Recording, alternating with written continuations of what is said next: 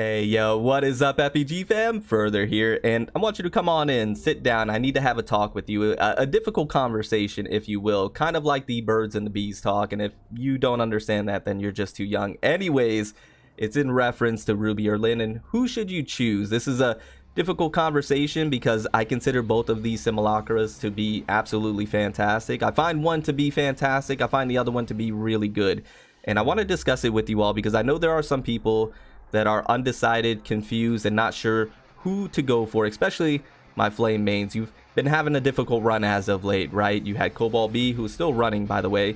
You have Ruby coming next.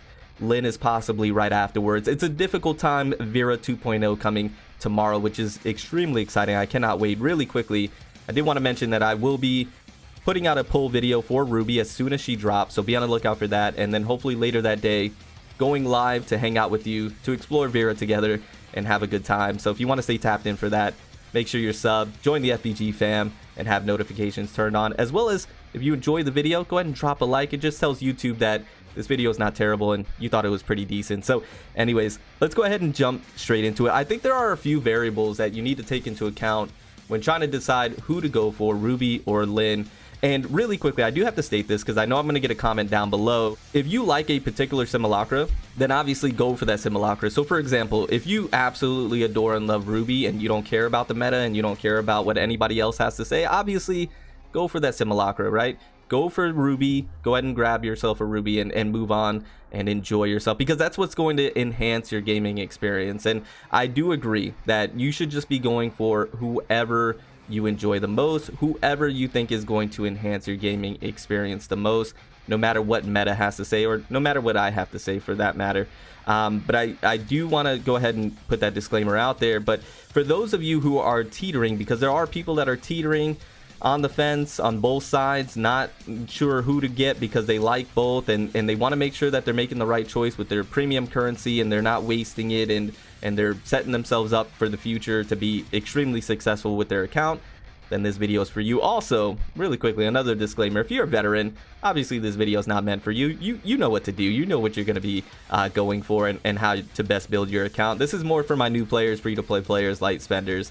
So if you're a veteran, I do appreciate you clicking on the video today. If you stick around, I appreciate the support. It means the world to me. Also, if you're a Giga Whale, well, you know, you're a Giga Whale. You're going to go ahead and grab both, belly flop in the ocean behind me, and flex on all of us on JO8s and Void Rifts and Frontier Clash, and we're all going to be sad. Anyways, let's jump into those variables because there are a few, and I did want to go ahead and talk about the first one, and that's if you got Cobalt B. Now, hear me out. Let's go ahead and take a look at Cobalt B's banner right now because it's still going on. It's actually going to be going on for the next 7 days. So it looks like Ruby and Cobalt B's banner is going to be running at the same time, which is interesting, right? Now, if you got Cobalt B already, then I think you skip Ruby. And let me explain. I think Ruby is going to be better than Cobalt B just in of herself in general. I think Ruby is going to be the better simulacrum overall. But if you did grab yourself a Cobalt B already, I think Cobalt B is good enough to get by and you can skip Ruby and grab yourself LIN. Because Cobalt B does have the flame resonance, I think that's massive, and I think that's one reason why the devs, the global devs for Global Tower Fantasy, did this instead of the CN version following what they did, is because, and I mentioned this before, giving other simulacrums the flame resonance or resonance in general allows you to then pick and choose who you want to go for and what team comp you want to build. Now, hear me out. On the CN version, you only had Ruby with the flame resonance, meaning if you were a flame main, you essentially had to go ahead and grab Ruby. You really did not have a choice, and that sucks for individuals that did not like Ruby, did not like her gameplay, did not want to get her, but felt forced to because she was the only simulacrum that had the flame resonance. On the global side, I think they wanted to switch things up and things differently, maybe took in some feedback and decided to give other simulacrums resonances, so that way it gives you the freedom of choice to choose who you want to go for, or you can grab both and decide on how you want to build your team comp based on choices that you can make. Diversity, right? Not having to be vacuumed or tunneled into a specific team comp, having to pull specific simulacrums. So I think that's why they gave simulacras like Frigg and Cobalt B and Claudia the resonance, so that way you can pick and choose who you want to go for. So if you did grab yourself Cobalt B, I think you can skip Ruby and grab yourself LIN, because Cobalt B is decent enough to go ahead and get by as the Flame Resonance core integral part of your team. And then you can grab LIN, and LIN is going to be fantastic for you. And then maybe down the road you can grab Ruby on a rerun or something of that nature if you really still want Ruby, right? But I think that's going to be the best maneuver for you in that particular scenario. Now, let's say you did not grab Cobalt B and you did want to skip Cobalt B because you did not like her. Then obviously you were skipping Cobalt B for Ruby. So you're going to go ahead and grab yourself Ruby. And then hopefully you have enough premium currency to go ahead and get yourself LIN if you still want LIN, right? I think that's going to be a different scenario where you skip Cobalt B, you grab yourself Ruby. And then maybe if you're not interested in LIN, you skip LIN and then you go for somebody else like Annabella down the road. So those are different scenarios, and that is the first variable that I would go ahead and state to you guys. Now the second one, moving on to the second variable, I'm going to go ahead and switch the scene for you really quickly so we could take a look at Tower Fantasy Index. Massive shout out to them. I'll leave a link to their website down below. Go show them some support. And that is LIN herself and how rebalanced LIN gets on the global side. So we all know on the CN side, LIN is nutty, right? She's the closest thing to a must pull. I think she's the one that really power crept and broke CN because of how ridiculous her kit is. If you take a look at her Shatter and Charge, it's 11.5 for both. That's unprecedented. It's a DPS weapon. It has crit. I mean, she's just nutty in of herself right there. And then you take a look at her skill, which I think her skill is everything. Moonlight Realm. This is everything. This is what cracks LIN out, in my opinion. Obviously the rest of her stuff is fantastic. Her dodge, discharge, her percentages and everything like that are great, but her skill, because it's a light novel, is just absurd because it's doing so much. But take a look here. This is why she can fit on every single team comp. Flame weapons, volt weapons, frost weapons, physical weapons. That's literally every single element and every single weapon in the game, meaning she can fit on any team comp, literally any team comp, as a primary flex option, third option, whatever you want to do with LIN, she's gonna do it for you, right? And that's how flexible LIN is, figuratively and literally. I mean, she's literally that flexible. She can literally hit you on the forehead with her leg. It's absurd. But figuratively, she is that flexible and versatile because of what she's able to do in her kit. It allows her to be able to be on every single team comp. Now, I mentioned the second variable. It really depends on how rebalanced they go ahead and make LIN.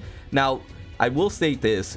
Even if they rebalance her kit to holy hell, I think she's still going to be a fantastic simulacrum, and probably still one that is a pickup and you know, arguably still the closest thing to a must pull, because even if they altered these percentages greatly, she still fits on every team. But once again, it really depends on how rebalanced she gets. We would have to see, for example, if they took some of these away, then obviously LIN's stock drops a little bit and you may have to reconsider, right? But I don't think they're going to do that. I think they're going to keep her relatively the same, and they may drop some of the percentages a little bit like we've been seeing per the course. But regardless, I think she's still going to be great. But be patient, and this is something that I preach on the channel all the time. Be patient. See if we get any information on LIN, and once again, this is all predicated on if LIN is actually after Ruby. It could be Saki next, and in that case, you could then go ahead and grab yourself Ruby, skip Saki, and go for LIN, which kind of leads me into the third variable. Is if LIN is not after Ruby, then obviously you could pick up Ruby, have enough time to save because you're skipping Saki, and then you go for LIN and grab yourself LIN as well. That'll be the third variable to take into consideration, which goes back to being patient. See what's going to be coming next after Ruby. We usually get that information relatively quickly, so you may be able to grab yourself Ruby. If Saki's next, skip Saki. That would be fantastic for flame mains, and then be able to get LIN right after Saki, because LIN should be the next one after that. So that is the third variable that you would have to take into consideration. But all in all, this is what I would say. And if you just want to TLDR everything, I think LIN is the better pickup and you would skip Ruby. But I do highly suggest you take my variables into consideration. Take in the variables, take in my recommendations, take in what I have to say, and then look at your account, do your own research, and then use some critical thinking skills, and then make a logical decision for your own account and what's going to be best for you moving forward. But I think all in all, Lin is the better option. Even if you're a flame main, I think Lin is just far and away one of the best, if not the best, simulacrums that you can obtain in the game. I think because she's so good, so versatile, so flexible in many different ways, she's just going to be a better option because she's just so highly valuable. And then maybe you can pick up Ruby down the road. Even though I think Ruby's great, I think she's going to be amazing on the global side because she does offer a lot. I think Lin is just better, and I think Lin is the better pickup. But anyways, guys, that is the video today. I hope you enjoyed. Hopefully it was helpful once again, and I know I might have been a little all over the place. I do apologize if I wasn't as concise as I usually am or as scripted, but today's video I kind of wanted to shoot the shit with you guys and kind of go a little off script. And let me know how you like that down in the comments below. Let me know if you like that more or if you like me to be a little more scripted. I'm interested to see what you guys have to say. Anyways, whatever you decide to do, I wish you all the best of luck. May the RNG gods be on your side, and may you win all your 50-50s and you get your simulacrums early and get out of there, right, with plenty of resources left over. I love and appreciate each and every one of you. Remember to stand out, be different, have fun, go further beyond in everything that you do. My name is Cody, but you can call me Further. I'll see you all in the next one. Bye, guys.